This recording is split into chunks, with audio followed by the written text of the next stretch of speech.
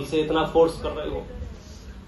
जबकि सच्चाई ये है, हमारा भी वाक्य यही है कि भैया बच्चों पे तो दया करो, कम से कम उन्हें तो अबक्ष ना खिलाओ, उन्हें तो आप एडिक्ट ना बनाओ। पहले 15-20 साल तक आप उन्हें ठूस ठूस के रात्रि में भोजन कराते हैं, अबक्ष भक्षण कराते हैं। 18-20-22 साल का लाके हमारे सामने, पंडित जी इसकी रात्रि भोजन छुड़वा दो। क्या धंधा लगा रखा है आपने? मतलब आप 20 साल तक एडिक्ट करो और फिर हम उसे मंत्र फूंक के उसके दुर्व्यसन छुड़ा ले रहे हैं। आप समझ गए? और जब तक रात्रि भोजन में तो आदमी को दिक्कत भी नहीं, वो तो जब दारू फारू पीने लगते हैं तब टेंशन होती है। सच्चाई ये है, अगर आपको पोलियो से बचना है तो बचपन में ही 2 बूंद जिंदगी के लेने पड़ेंगे। आपको बचपन जो 8 वर्ष तक का जो नियम पहली बार मंदिर जाने पे दिया जाता है, मद्य त्याग, मधु त्याग, मांस त्याग, 5 उदंबर फलों का त्याग, वो आपको 8 वर्ष तक माता पिता की जिम्मेदारी है।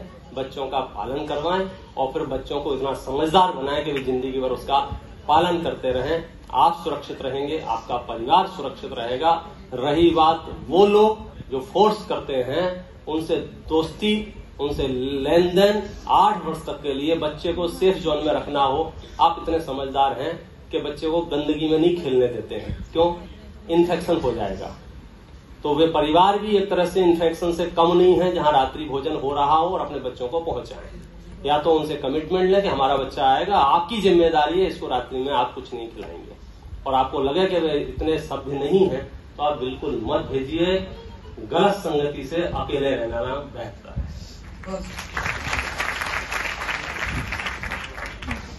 इसी प्रसंग में वैसा मनीष जी से कि जैसा बोला कि हम आगे बढ़े, तो अभी जो बिगिनर्स हैं, जैसे हम लोगों के मन में बहुत से प्रश्न होते हैं कि धर्म तो सीखना है क्योंकि संस्कार है, अच्छा लगता है, तो धर्म तो सीखना है।